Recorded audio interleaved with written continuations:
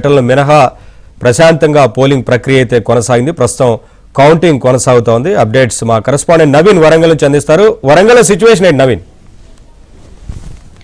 నవీన్, ఉమ్మడి వరంగల్ జిల్లా వ్యాప్తంగా కౌంటింగ్ ప్రక్రియ ప్రశాంతంగా కొనసాగుతుంది. కాకపోతే అభ్యర్థులు కొంత ఉత్కంఠ ఆసక్తిగా ఎదురుచూస్తున్నటువంటి పరిస్థితి. కొన్ని చోట్ల ఇప్పటికే విజయం చోటు చేసుకున్నటువంటి చోట విజయోత్సవాలు జరుపుతున్నారు. అయితే రెండో విడతకు సంబంధించి మొదటి విడతలో ఎలాగైతే ఫలితాలు వచ్చాయో కాంగ్రెస్ అధికారంలో ఉన్నటువంటి కాంగ్రెస్ పార్టీ బలపరిచినటువంటి అభ్యర్థులే మెజార్టీ స్థానాల్లో గెలుపొందుతున్నారు. అక్కడక్కడ బీఆర్ఎస్ పార్టీ కొంత పోటీ ఇచ్చినప్పటికీ వాళ్ళు చాలా తక్కువ స్థానాల్లో గెలుపొందుతున్నటువంటి పరిస్థితి కనిపిస్తుంది. ఇక బీజేపీ చాలా చోట్ల పోటీ కూడా ఇవ్వలేదు. చాలా చోట్ల ఇండిపెండెంట్ అభ్యర్థులు గెలుపొందుతున్నారు. ఇక జనగామ జిల్లా పాలకుర్తి నియోజకవర్గంలో కొంత రెబల్స్ కాంగ్రెస్ పార్టీ నుంచి రెబల్స్ అభ్యర్థులు గెలుస్తున్నారు. పాలకుర్తి ఎమ్మెల్యే యశస్విని రెడ్డి సొంత ఊర్లో చెర్లపాలెం గ్రామంలో కూడా కాంగ్రెస్ పార్టీ రెబల్ అభ్యర్థి గెలుపొందారు.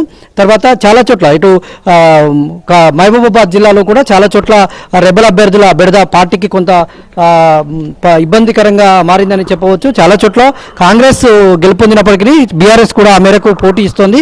ఒకసారి ఉమ్మడి జిల్లాలోనే 6 జిల్లాల పరిధిలో వివరాలు చెప్తాను. వరంగల్ జిల్లాకు సంబంధించి కాంగ్రెస్ పార్టీ ఇప్పటికే 27 సర్పంచ్ స్థానాలను గెలుపొందింది. బీఆర్ఎస్ 15 స్థానాలను గెలుపొందింది. బీజేపీ ఏం గెలవలేదు. తర్వాత అదర్స్ మాత్రం 2 స్థానాల్లో విజయం సాధించారు.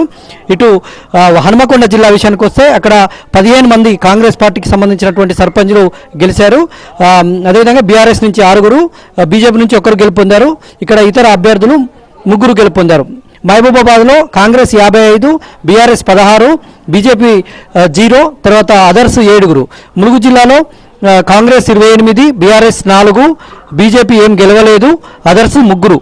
భూపాలపల్లి జిల్లాలో 29 కాంగ్రెస్, తర్వాత 13 బీఆర్ఎస్. ఈ విధంగా మొత్తం కూడా గెలిచిన చోటల్లా పార్టీలకు సంబంధించినటువంటి అభ్యర్థులు అయితే విజయోత్సవాలు జరుపుకుంటున్నారు. చాలా చోట్ల బాణసంచా కాల్చుతున్నారు. అయితే విజయోత్సవాలకు అనుమతి లేదని పోలీసులు చెప్తున్నప్పటికీ విజయోత్సవాలు అయితే జరుపుకుంటున్నటువంటి పరిస్థితులు ఉన్నాయి. ఇప్పటివరకు ఎలాంటి అవాంఛనీయ ఘటనలు జరగకుండా కౌంటింగ్ ప్రక్రియ అయితే ప్రశాంతంగా పూర్తవుతోంది. ఇప్పటికే సగానికి పైగా కౌంటింగ్ ప్రక్రియ పూర్తయింది.